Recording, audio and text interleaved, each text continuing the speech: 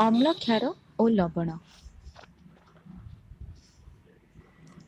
ପଶମନୀକରଣ ଏକ ଅମ୍ଳୀୟ ଦ୍ରବଣ ଓ ଏକ କ୍ଷାରୀୟ ଦ୍ରବଣ ପରସ୍ପର ମିଶିଲେ ପ୍ରଶମିତ ହୁଅନ୍ତି।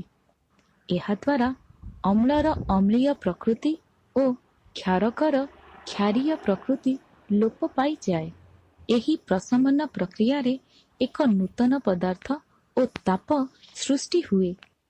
ଏହି ପଦାର୍ଥକୁ ଲବଣ କୁହାଯାଏ।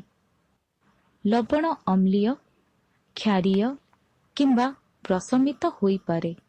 ଅମ୍ଳ ଓ କ୍ଷାରକ ମଧ୍ୟରେ ପ୍ରକ୍ରିୟାକୁ ପ୍ରଶମନୀକରଣ କୁହାଯାଏ। ଏହି ପ୍ରକ୍ରିୟାରେ ଲବଣ ଓ ଜଳ ଉତ୍ପନ୍ନ ହୋଇଥାଏ। ଏଥିସହ ତାପ ଉତ୍ପନ୍ନ ହୁଏ। ଅମ୍ଳ ଯୁକ୍ତ କ୍ଷାରକ ସମାନ ଲବଣ ଯୁକ୍ତ ଜଳ।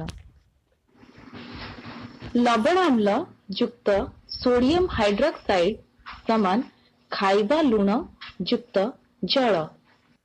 ଦୈନନ୍ଦିନ ଜୀବନରେ ପ୍ରଶମନୀକରଣ। ବଦହଜମ। ଆମ ପାକସ୍ଥଳୀରେ ଥିବା ଲବଣାମ୍ଳ ଖାଦ୍ୟ ହଜମରେ ସହାୟକ ହୁଏ। ଏହି ଅମ୍ଳ ଅଧିକ ମାତ୍ରାରେ କ୍ଷରିତ ହେଲେ ଖାଦ୍ୟ ବଦହଜମ ହୋଇ ବହୁ କଷ୍ଟଦାୟକ ହୁଏ। ପ୍ରତି ଅମ୍ଳ ଖାଇ ଏହାକୁ ପ୍ରଶମିତ କରାଯାଏ। ପିମ୍ପୁଡ଼ି କାମୁଡ଼ା। ପିମ୍ପୁଡ଼ିଟିଏ କାମୁଡ଼ିଲେ ଆମ ଚର୍ମରେ ଫର୍ମିକ ଅମ୍ଳ ପରି ଅମ୍ଳୀୟ ପଦାର୍ଥ ଆସି ପୀଡ଼ା ପ୍ରଦାନ କରେ। ଏହା ଉପରେ ଖାଇବା ସୋଡ଼ା କିମ୍ବା କାଲାମେନ୍ ଦ୍ରବଣ ଘଷିଲେ ଏହା ପ୍ରଶମିତ ହୁଏ। ଶିଳ୍ପ ଆବର୍ଜନା।